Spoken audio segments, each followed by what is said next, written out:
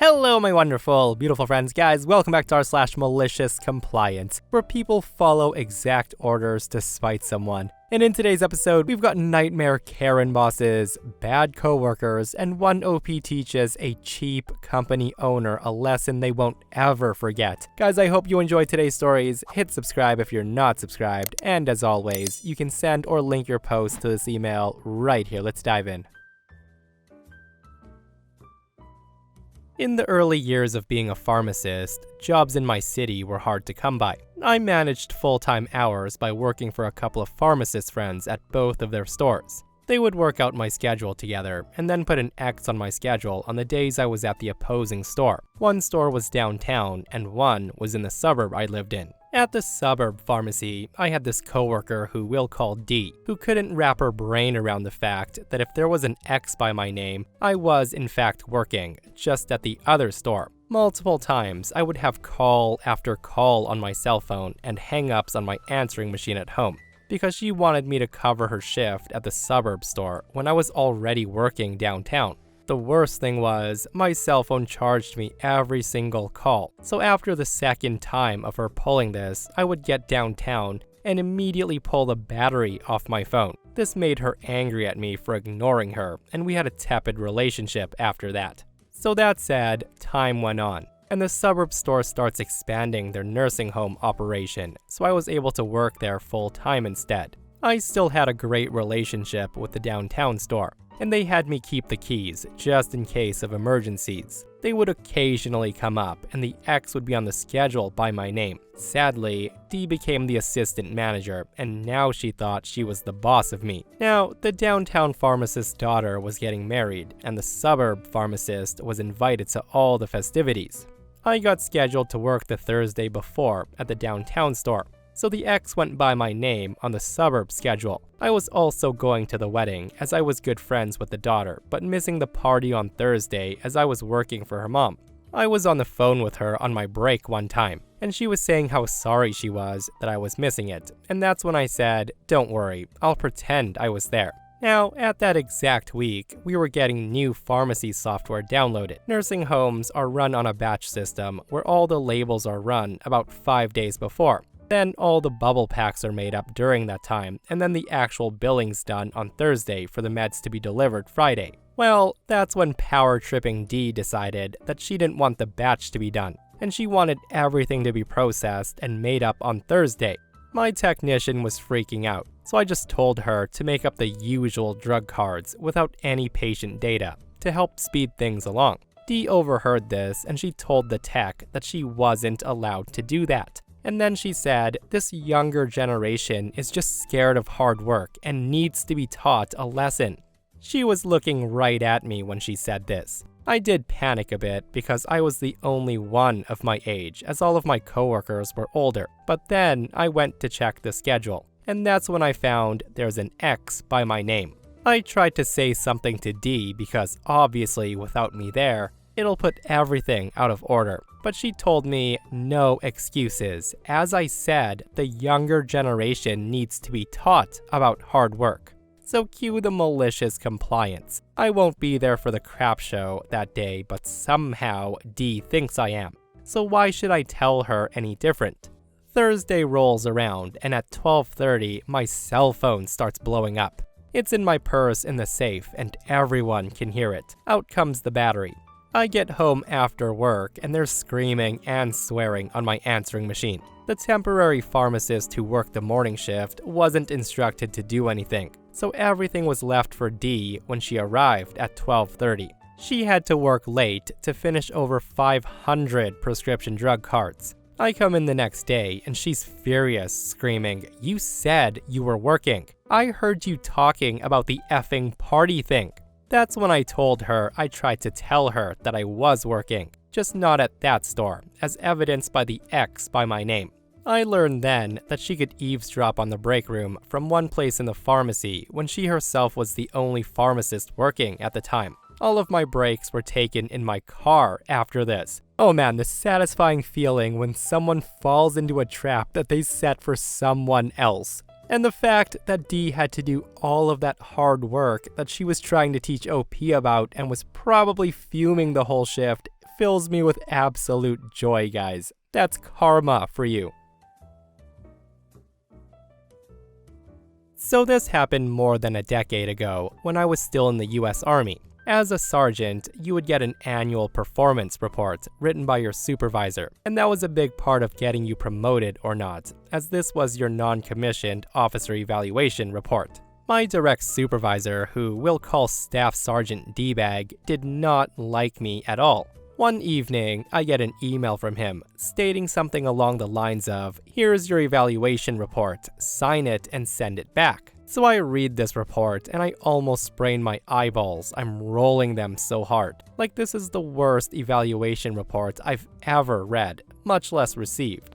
He was really taking a lot of liberties and, in my opinion, wasn't doing himself any favors by writing such bad stuff about my performance, him being my direct supervisor and all. Well, there's a section of the evaluation report where he was supposed to write the dates that he formally counseled me about my performance throughout the year. And those counselings should support the performance he's writing about in the evaluation report. Except, he never formally counseled me on anything. That would involve paperwork and him doing his job correctly, which he never did. But oddly enough, there were dates filled in for several quarterly counselings that he supposedly had done with me. So that said, cue the malicious compliance. I email him back requesting that he send me copies of the quarterly counselings that he referenced in the report, so that I could better address my shortcomings that he had so clearly spelled out in the report. He very quickly responded that he didn't have copies, but my report was due in the morning, so I just need to sign it and send it back to him so it wouldn't be late. That's when a smile came to my face. I told him that I would be happy to make some corrections that I felt better represented my performance, then send it to him for review and then sign it so he wouldn't have to turn it in late to our first sergeant. Otherwise, I would have to wait for him to come up with the quarterly counselings for me to look over before I feel comfortable with signing. Now, he knew he hadn't done the quarterly counselings, and even if he faked a few with the dates that matched the evaluation report, they wouldn't have my signature on them, and there wasn't a chance in hell that I would sign a negative counseling with a fake date on it. So he was stuck. Either admit to First Sergeant that he hadn't done his job all year but wanted me to sign off on a bad evaluation report, or let me write my own evaluation report and force him to sign off on it. In the end, guess who has 2 thumbs and a glowing evaluation report? What a brilliant malicious compliance that was, and seriously, kudos to OP for having the nerve to stand up to their staff sergeant like that. And yeah, if the sergeant wasn't a fan of OP before that, they definitely won't be a fan after that glowing review he was forced to submit. And this person comments, if you know the military, it's not surprising and sad that this same thing happens many times every day. The pro move is to write your own performance reviews that can be offered as a draft or sent last minute, as here. So nearly 15 years ago, I went to work for a company. The intent was for me to complete a project in quality and then move over into program management. But someone quit and I was asked to fill in as a customer quality engineer. That meant that every month I traveled to customer sites, did the first pass analysis of our defective products, and got yelled at a lot. It sucked. It's also worth mentioning that our branch of the company was too small to use the corporate travel. So for every trip, I was scouring discount travel sites to find the cheapest flight, hotel, and car. I was ridiculously vigorous in seeking best prices. If the crappiest crapbox car was $32 a day, and the not-so-crappy car was $34 a day, I would often pick the $32 a day car to save the company $2 that day. So that said, one fine trip several months in was spectacularly awful. Not only did I have a truly terrible car, the hotel was all new depths of yuck. My shoes stuck to the carpet in my room, and the security flipper thing on the door was plastic. Also, it was in the worst part of town, and I worried so much for my safety to the point that I ended up pulling a couch over to block the door and sleeping on it.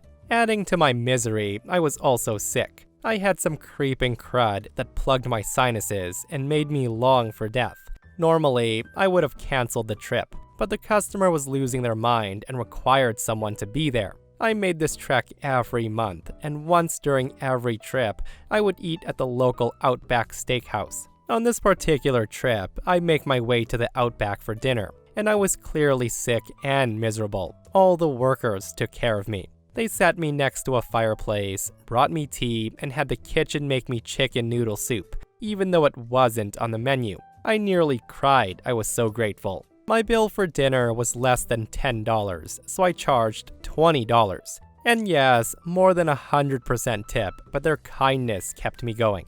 I then got home, did my expense report, and then turned it in. That's when my boss calls me into his office and he screams at me how the corporate policy was 10% tip and it should never exceed 15%. And what the heck is wrong with me for paying them so much? And remember, the total bill including this excessive tip was $20. It broke me. Well, it shattered my loyalty to the company's bottom line. I then made them give me the corporate travel policy where the tip policy was outlined. And from that moment on, I followed the corporate travel policy exactly. No more crappy $32 a day cars. I'm in a midsize or better. No more flying out at 4 a.m. in the center seat. The flights fit my schedule now, and I sat where I wanted.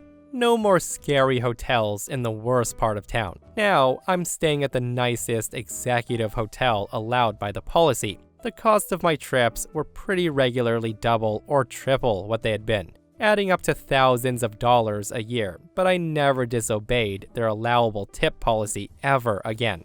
And here's the true irony. Their corporate tip policy actually had a line that said, exceptional service could be recognized with an additional gratuity, but basically, don't make a habit of it. Also, the allowable per diem was $50 a day, and a receipt was only required if over that amount. So the tip that started the whole thing was within per diem, allowable for exceptional service, and the receipt for it had not been necessary. Yeah, let this be a lesson learned. Never sacrifice or compromise your well-being for a company, period. Like, I know OP meant well, but at the end of the day, saving the company $2 to $3 on a car rental per day, or however much to stay in a sketchy motel, nuh-uh, no job is ever worth that. Like, just reading that OP had to pull the couch to block the door because they stayed in a dingy motel and feared for their safety. Stop torturing yourself. So back in the early 2000s, I was working for a local council in New Zealand. If you're not aware, New Zealand has a central government and a series of local areas around the cities, each run by an elected mayor and council. The day-to-day business is of course done by employees in a typical business structure. One of the things about this is that all computer systems are regarded as being owned by the council, and kinda sorta by the populace. If a member of the public wants to see what's on the computers, they can make a request under the Official Information Act, and they can see pretty much everything except for private data. Private data, being defined by the Privacy Act, is basically names, addresses, birth dates, phone numbers, etc. Also, working in the council offices was a small business that had exclusive contract with the council. This group handled the more physical aspects of the council systems, like maintenance of roads, sewer, and water systems. If the council said, we need a new pipe there, this small business made it happen. The thing is, the small business leased their computers from the council, and this is important. The small IT team of 3 people, including me, had built and supplied those machines. We owned the software that was on them, and they were connected to the internal council network. This meant they were subject to the same local government and council policies as the rest of us. So that said, periodically in IT, we would clean out large files. Again, this was the early 2000s when storage was expensive and we were limited due to budget. Now, the staff were fully aware of this and they knew to keep personal files to a minimum. If we, during a purge, found large personal files, we could delete them at our discretion. During this time, we found some videos on this one employee's machine. It was X-rated and not the nice kind either. The word fecal would apply. Because this violated council policy in so many ways, we deleted it quietly. Well, the employee in question complained, claiming that we had removed personal files. Now, I never saw the videos, happily, but my understanding is that he wasn't in them. They were stuff he downloaded. So of course, we point at the policy. He then went to the CEO and complained, and the CEO came to us. Now, my boss had figured this might happen, and he showed the CEO one of the videos. The video was on the backups, just in case we deleted something we shouldn't have, and to restore it. I wasn't there when it happened, but by all accounts, the CEO hauls the employee and the employee's boss to an out-of-hearing location and ripped them a new one.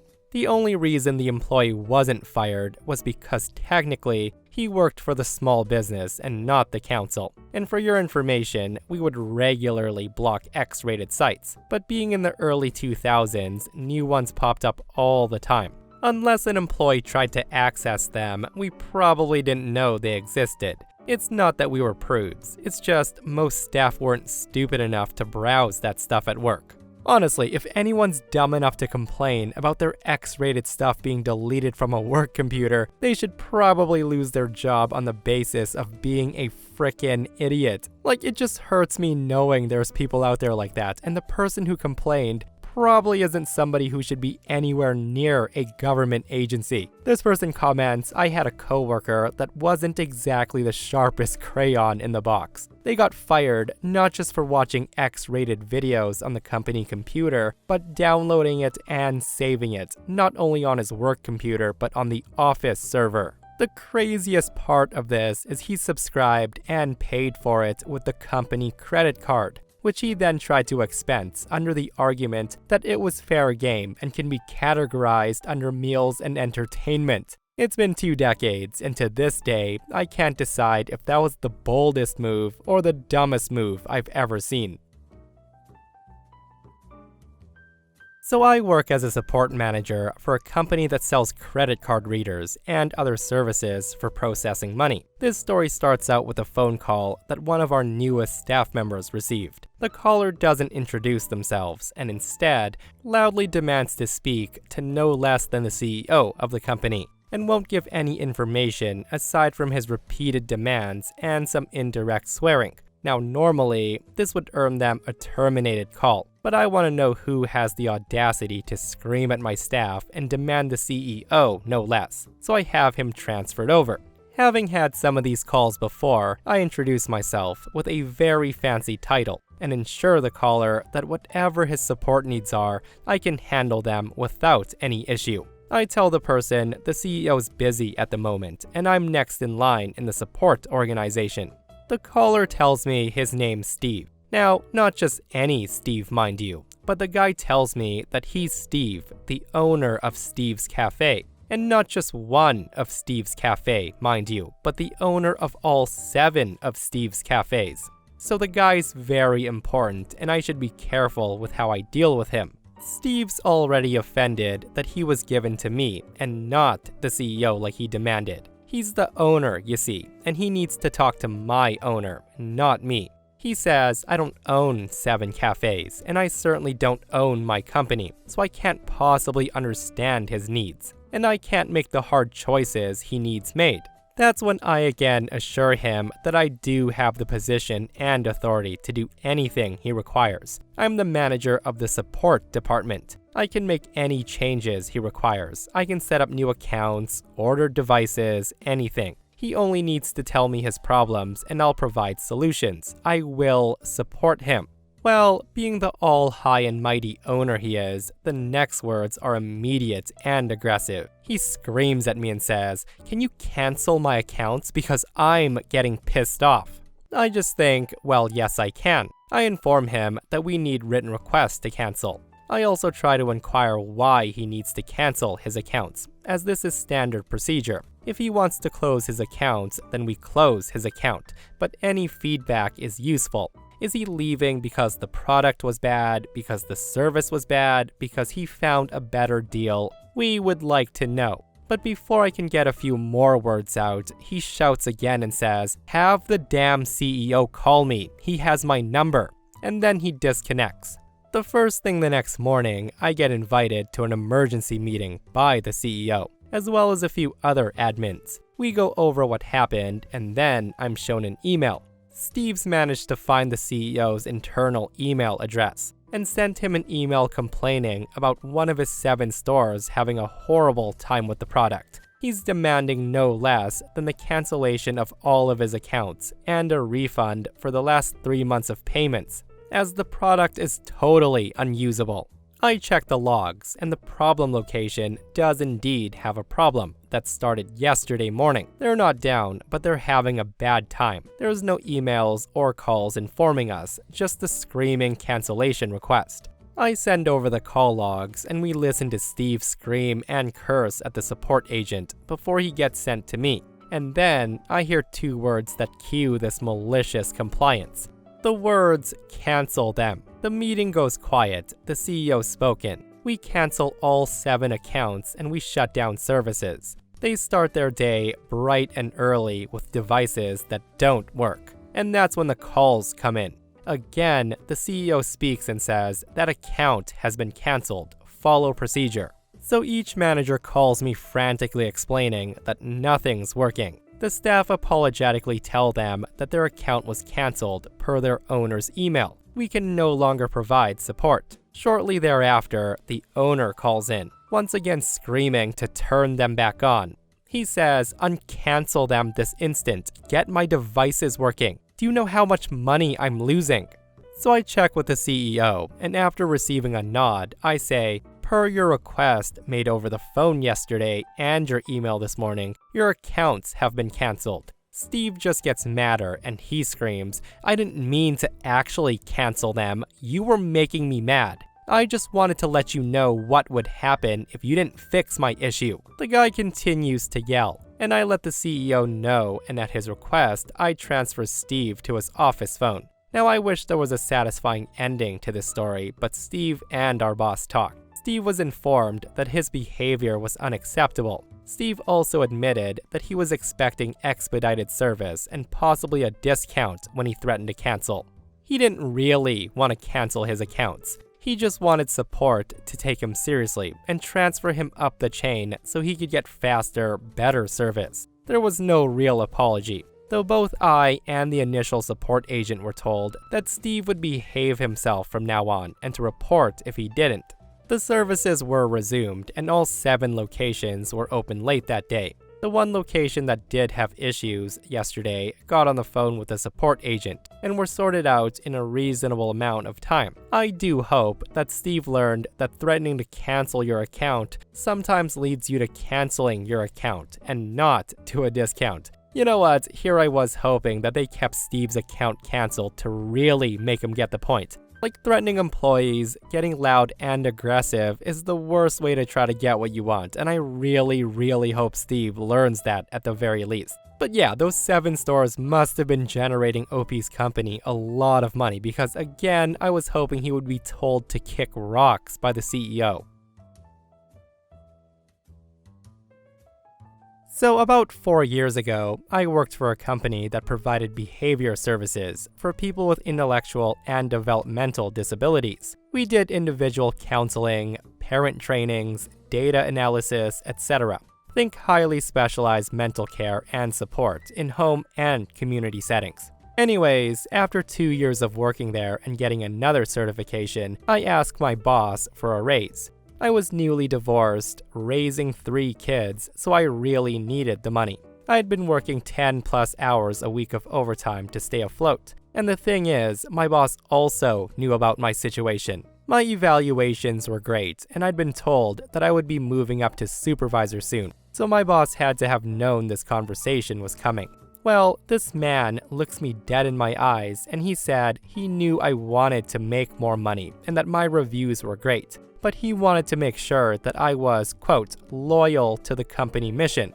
My boss then told me that he can tell when people are, quote, just looking to make more money, and we tell those people to go work somewhere else. He He wanted to make sure that the new supervisor would, quote, put the company mission and families they support first. He told me he couldn't offer me a raise at the time, but he would get back to me. There was no date set for a follow-up meeting or anything. So I started applying for new jobs that day. Within 2 weeks, I had found a new position, making double the salary for only 40 hours of work a week. As it turns out, I was being severely underpaid. Shocker, I know. The day I handed in my notice, my boss and the owner were in a meeting about my new position. Of course, no one said anything to me about it beforehand. They sent me an offer, which I politely declined because it was barely more than I was making now, with more responsibilities. They then tried to hire me on as a contractor at a rate that was at least 25% lower than every other contractor rate in the city for my position, so I turned that down too. My boss and the owner were both shocked that I rejected their offers, especially since they were willing to offer me so many perks. They said they were giving me the opportunity to become a leader in a great company and believed I was a great clinician who would do so many great things within their organization. That's when I remind my boss that he's the one who told me to go work somewhere else, and then I stopped responding to their messages and calls. I must have ignored at least 20 calls and texts before they gave up.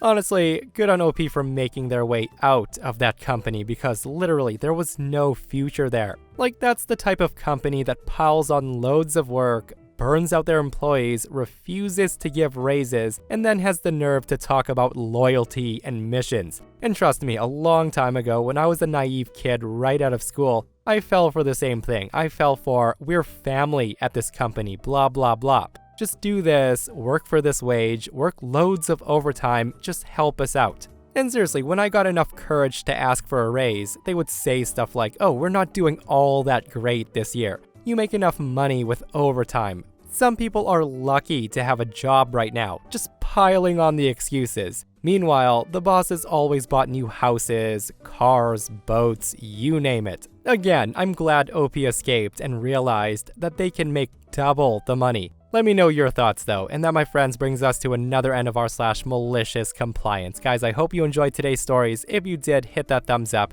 And if you're not subscribed, consider subscribing so you don't miss these crazy stories. And if you missed the last episode on the channel, it's an r/entitled People episode, where a psycho Karen family gang up on this poor bus driver and they learn a lesson they won't forget. Guys, go check it out if you haven't, and myself and Stevie Boy will see you guys in the next one. We love you.